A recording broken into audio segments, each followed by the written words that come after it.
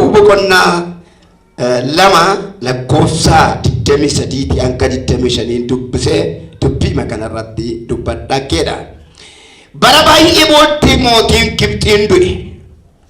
Mootonni Israa'el immoo namoonni Israa'el immoo garbummaa isaanii keessatti aadanii gargaarsaaf in iyyatan. Inni isaan garbummaa keessa iyyatanis gara Waaqayyootti ol ba'e. Waaqayyo yommus aannaa isaanii dhaga'ee kakuu Abrahaamiif, Isiyaaqiif, Yaaqoobiifis kakate in yaadate. Waaqayyo akka Israa'eloonni itti jiran beekee isaan ilaale. Waaqayyo si ilaalaa jira jedheen dubbadha. Asirratti sabni kun jedha gara Waaqayyootti iyyatan jedha. Rakkina isaanii keessatti aadanii iyyatan jedha.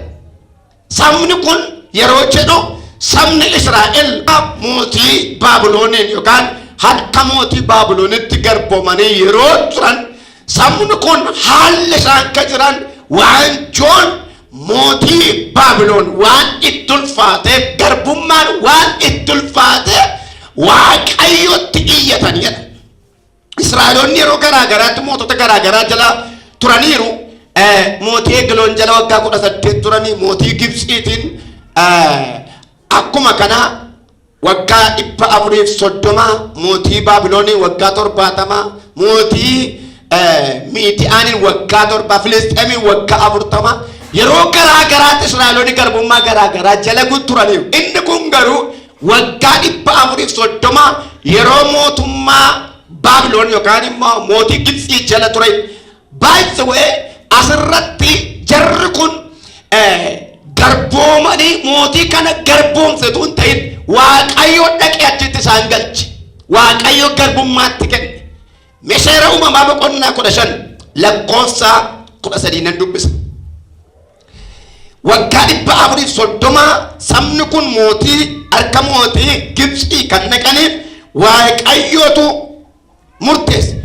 Akka jedha uumama 15:13 Waaqayyo yommus Abrahaamiin sanyii kee biyya kan saatii hin ta'in keessatti galaa ta'uuf achittis garbummaatti hojjechuudhaaf waggaa 400 cunqurfamuuf akka jiran dhugaasaa beekjedha. Yeroo kana sabni kun birmadummaatti jiru.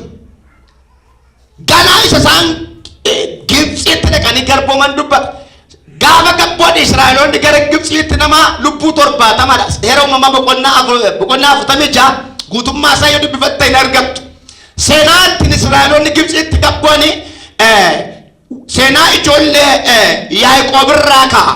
Seenaa ijoollee Yaaqoob keessaa Yoosef mucaa inni qotisuun akka abjuu argu warri kaan immoo Yoosefin biyya Gibxiitti akka gurguran sana booddee biyyi Gibxii Yoosef biyya Gibxii irratti dhaqee mootii akka ta'e biyyi kun immoo beelaan akka rakkate yeroo dheeraa booddee midhaan bituuf gara biyya Gibxii gaafa dhaqan deddeebii irratti biyya sana kan hoogganu dhimmi nyaata kanaa furmaanni kan harka jiru Yoosef akka ta'e Yoosef immoo qomoon koo hin garboomin jedhee Gibxiitti akka isaan fudhate nama 70 garra isaan dhaqee achitti baay'ate yoo laalle kakuutuun ta'in adaba yookaan abaarsa maal godhanii Yoosefin gurguran isa Waaqayyo wajjin jiru gurguran isa eebbi harka jiru gurguran duukaa dhaqanii gurguramanii achitti galan Waaqayyo isa wajjin jiru biyyuma garbummaa keetti moosisi.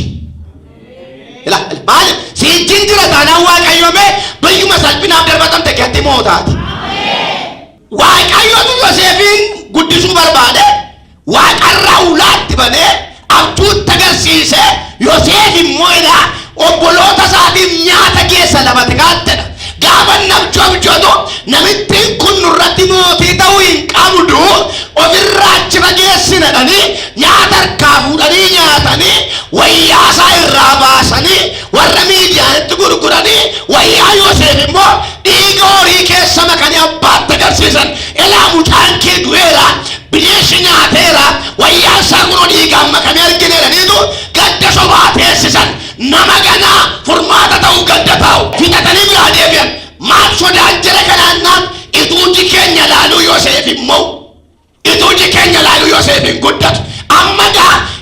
hojii ilaalu guddattaati. Kakuun sirra jiraannaan waaqayyo karoora sirraa qabaannaan haala mijataa tun ta'in haala mijanne mijeessee si guddisa. Nutu haala ishee ilaalee kana malee waaqayyo hundi ishee wal qixxeedha. Lafa kamittuu iddoo kamittuu hojjechuu hin danda'a. Mee waaqayyo dhimma koo hin danda'adha. Dabalaa hidhaaka. Waaqayyo dubbii afaan isaa raawwachuu waan qabuuf ari'anii biyyaa baasanii deebifnaan achitti mana hidhaatti galee waaqayyo achitti leenjisee mootii godhee baase. Gaafa Yoosef achi mootii ta'ee barri darbuuf warri kaleessa maqaa balleessee gurgure asii beelatti galan. Odeeffannoon dhufe maal jennaan midhaan biyya Gibxii jira. Biyya Gibxii duwwaa miti Yoosef bira jira. Tuffatamtoonni barana barbaadamoo ta'u qaba. Dagatamtoonni barana barbaadamoo ta'u jedha. Yoosef beeksisa kun barreessine gaafa coomcoota kottaa naasa gadaan isirratti waan jenne namoosifadhaa waan isinii fooyyessaan jenne gaafa biyyaa ba'e immoo natu mootiidha kottaa midhaan narraa bitadhaan jenne herrega Yoosef waaqayyotu hojjeta. Warri dhugaatti waaqayyo wajjin deemtan jalloota ajjin mataan cabina kan keessatti waaqayyoon hojjetama. Eegan koo waaqayyotu hojjetadha. Hallelujah. Gaafa midhaan bitachuu dhaqanii sagantaamaniiti kan galanii caaffata fudhatanii dhaqanii ma Yoosef irraa midhaan safaratan. Sababiin isaa Yoosefin isaan beekan du'eera. Yoosefin sirriin garuu jira. Hin beekan ammammayyuu hin beekan geddirameera ka. Mucaa xinnoo tokkorraa carqii baasanii gurguran waaqayyo seenaa jijjiire. Waaqayyo mee namoonni baay'een maaliifan dhokadheettu yeroo tokko beekaasi dhosse. Inaaftuutti rakkina ajjinsi mul'isatu hin ta'in si ulfeesse si kabajee seenaa kee jijjiire nama addaa si godhee nama guddaa si godheetu itti si mul'isa malee maal hojii mootuutti daalachaa kee maal hojii mul'isaree fira jalaa beekaasi dhosse. Gwaaddanyaa qaleessa si barbaadu jalaa beekaasi dhosse. Garuu kabajamtee mul'atta. Garuu cimtee mul'atta. Amma waa'ee Yoosef abbaa haati mucaan keenya du'eeranii biddeen gaddaa nyaatanii mataa addatanii biraa turaniiru. Obbolaa Yoosef biyya Gibxiitti gurguran jechuun namni achi dhaqee galee hin beeku iddoon galleetti gashiidhanii garaa kutatanii dhiisaniiru. Waaqayyo garuu hojii isaatti kufe. Namni lafa barbaade si haa kaa'u waaqayyo hojii isaatti kufee jira. Safarri iddoo barbaade si haa keessa waaqayyo hojii isaatti kufee jira. Mandarri iddoo barbaade si haa keessa waaqayyo hojii isaatti kufee jira. Waajjirri iddoo barbaade si haa kaa'u waaqayyo hojii isaatti kufee jira. Mee hojii waaqayyootti kufee jira. Dabalee maaloo innis waaqayyo murtoosaa haala laalee nyaara namaa laalee walgahii namaa laalee murtoo namaa laalee tiqilee namaa laalee gabaasa namaa laalee caacataa namaa laalee waaqayyo murtoosaa hin jijjiiru. Angafatu wajjin jira ka. Angafatu wajjin jira ka. Amma iddoo teessu miti iddoo jirtutti waaqa osoo jira ta'u. Akkasiin jedhaabbe nama bokokaa kana gidduu oolurraa daalachaaf telefoonatti baate Yesuus wajjin deemaa oolu wayya. Koshiinaa galchinaani akkeena seera uumama boqonnaa 39 yoo dubbiftan Yoosef wanti inni hojjetu hundumtu wal qixxaataaf ture. Maaltu waa inni hojjetu garuu gurguramee dhufe ashkarii ta'e gola gale koshiinaa gale koshiinaa makiina hojiin babbareeda. Maalennaan babbareechaa duukaa jira. Yoosefin gurguran duwwaa miti gooftaatti gurgurani. Waan barbaadi yoo ta'e agirimentiin namaa nafaa firri si biraa hafaa maatiin si biraa hafaa ollaa si biraa hafaa waldaa si biraa hafaa Yesuus kaantee gaarii qalxalaadha. Gooftaan si duukaa itti fufaa. Mela duukaa itti fufani maaloo.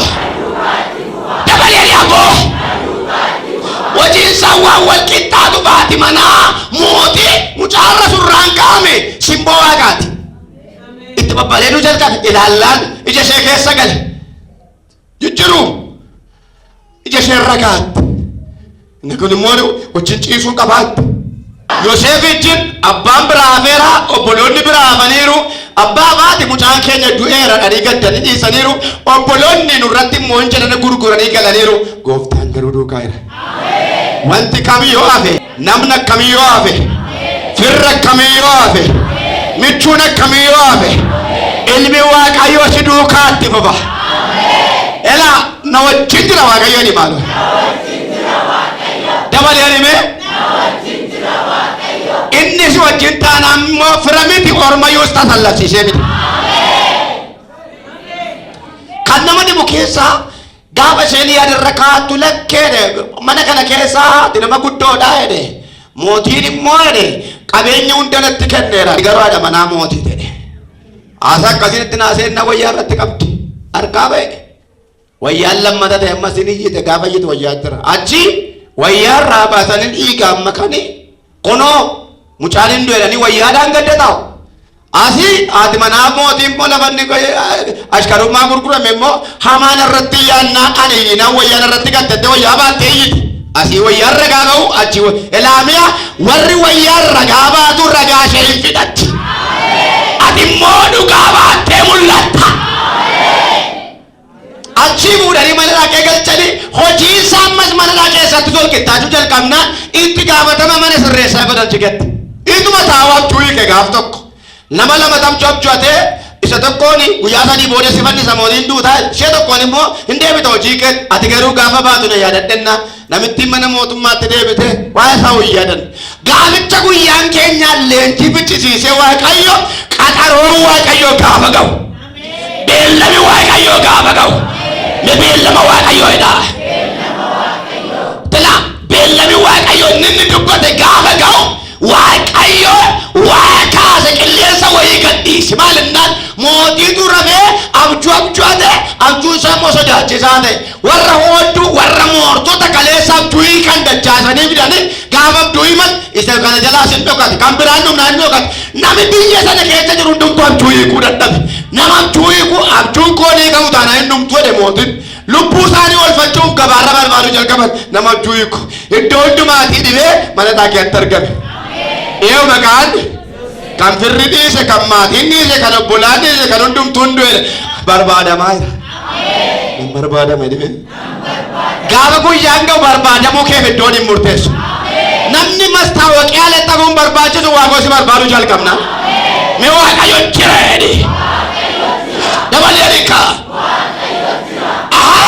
Barbaacha dheeraa booddee sammuutti deebi'e namichi tokko jira ture yeroo mana laa ture abjuu naa hiikeera. Mee eessa akka inni jiru beeku yoo jiraate mana gaafadhaan naan isuma dhaqan Yooseefin waamanii isa jalqabaa uffata ulfinaatti uwwisan jedha. Uffata irraa jalqabe ammala kaleessa uffata amma qaabadee hamma uffata amma qaan deebi'e. Kana booddee keessa gaafa abjuutti dhiyaatu gaafa interviewun jalqabu hin hiike. Maal godhe? Eewutu? Isan du'eedhan sana. Isa mootiin ta'uu sana. Isa mul'atu dha. Gaafa abjuu hiikuu mootiin dha qulfii mudhii isaatii fuudhee isatti kennedha. Uffata mootummaa immoo itti uwwisedha. Meeqa irraa baasanii? Meeqatti uwwisanii? Isa caaluun dhufa. Tankii isa caaluun dhufa. Kolkolleetu irraa ba'ee isa kabajamaatu uwwifama. Nama taraatu irraa baase mootiitu uwwisa. Isa haalli sirraa baase mi'a mootiin kee galgalama kana sitti uwwisa. Ulfinicha sitti uwwisa. Ayyaanicha sitti uwwisa. Eega kun ta'ee Yoosef bana iddoo qabatee bulchiinsa jalqabee booddee hoduu mandaraatti dhaga'ame. Maalinna maalumtu jedhame ennaan minaan jira. Minaan bituu dhaqan malee mucaa qabna jedhee kan miti. Gaafa biraa bitatanii deebi'anii seena sagee baay'ee isaan nagu gaafa lammataatti ta'u mul'isee ani isa kanaa jedhe. Namoota kanatu baay'atan gaafa baay'atanii sana booddee Yoosef hin du'e. Sababa maaliif dhaqaa jira? Sababa Yoosefiif dhaqanii Yoosef hin du'anii jaratti garbummaa cime. Qormaatatu itti cime, rakkinatu itti cime. Kana booddee iliyyan maalinnaan waanjoon nutti cime ciqilee fali wantu nutti ulfaatennaan waaqayyo akka isaa itti jiran beekee isaan ilaale. sabiraan iyyaada'in waaqayyo si ilaalaa jira. Dabalee dhimee tokko dabaliif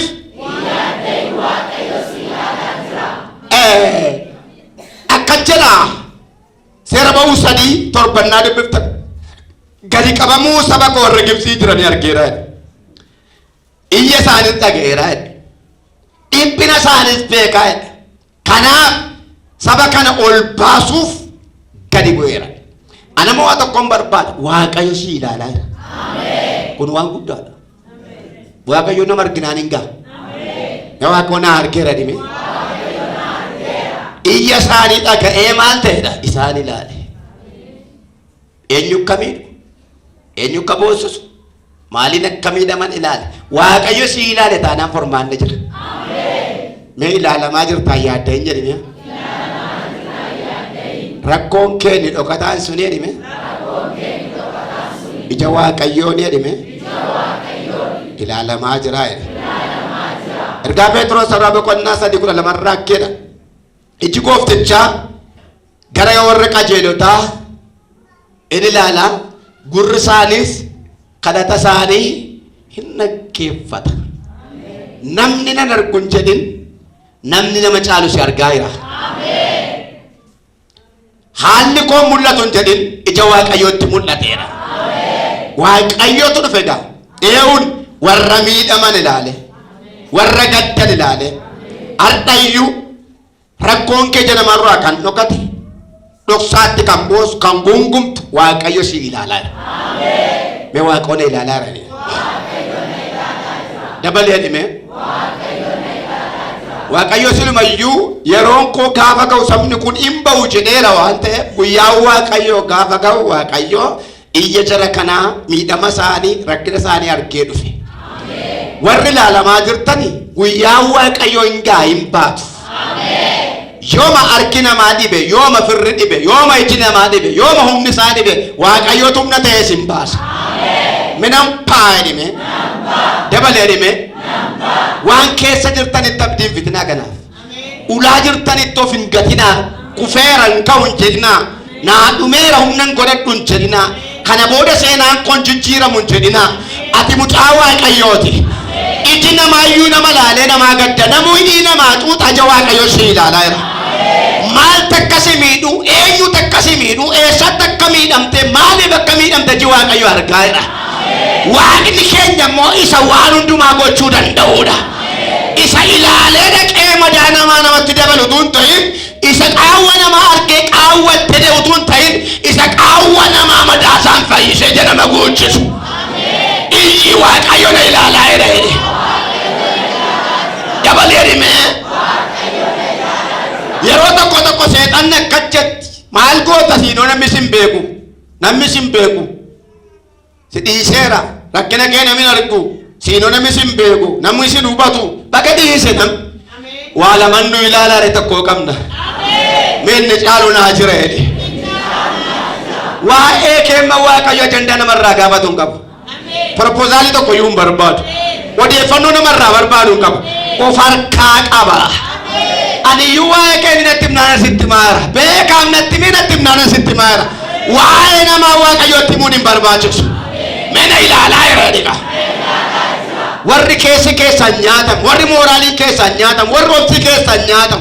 Maaliif warri isinitti baay'ate? Keessan haalli kan nyaate, waraansi kan isinitti baay'ate. Yaa misraachi waaqoo si ilaalaa jira. Hin dhufan jedhe yaade. Akkuma Yoosef sana hin dhufan jedhe. Yeroo namni biraa galetti namaa dhufa. Ituu nama ta'e, ituu kanamaa ta'e, Yoosef achuma keetti du'a malee namni ilaalu. Hin dhaqe ajandaa Yoosef ittiin lafaa ka'u qopheesse. Barana sababa barbaadamuu taataati. Barana sababa ittiin lafaa kaatu taataati. Waa sirka galchee furmaataaf gara keetti nama deebisa. Elaa waa hojjetee maqaa kee ol kaasa. Waa hojjetee foolii kee urgeessa. Taarpeellaa dhaabbattee beekamtii himatta miti. Mastaawoqaa laxxafattee tugu ofii kennaa si goota miti. Waa hojjeta waa'ee keef. Mee ragaayanii waa'ee koo waatu taa'e. Qofaa kan taatan namni kan isin jalaa callise rakkinaaf kan gadamtan iyyumaan nami kan isin gate dhukkubaan nami kan isin gate maatiinu kan isin gate firruu kan isin gate firri si gatuunsaa maal haaraadhaare kuno obbolaatoo gurgura obbolaatoo haadha gurgura gaafa waaqayyo namatti firoom hin cannaqamiin gaafa qobaa baate waaqayyootu si hojjetachaa jira. Mul'ata keessatti si baasee hin barbaadamtu. Minan barbaadama jedhame. Baradheen dhokadhe kan jettan tarii inni si barsiise dandeettii sammuu keetuun ta'in abbaan dandeettii sana burqaan beekumsa sana inni baradhu ulaagaa kana gahisiin jedhe waaqayyotti gaafatamummaa kee fudhata hin mul'atu. Halleluuyaa. Bara eessaanuu cufame guyyaan kee geenyaan gabaa kee waaqayyo inuma kaasa. Megabaan koo hin kaa'edhe. Namoonni baay'een ifa haaraa tokko hin argu. Namoonni baay'een harka fuudhin harka isaanii hin galu. Namoonni baay'een waa'ee isaanii oduun gammachiisan hin dhaga'amu. Har'aa jalqabee waan milkaa'uu dadhabdetti milkaa'e. Fayyaan milkaa'e. Hojiin milkaa'e.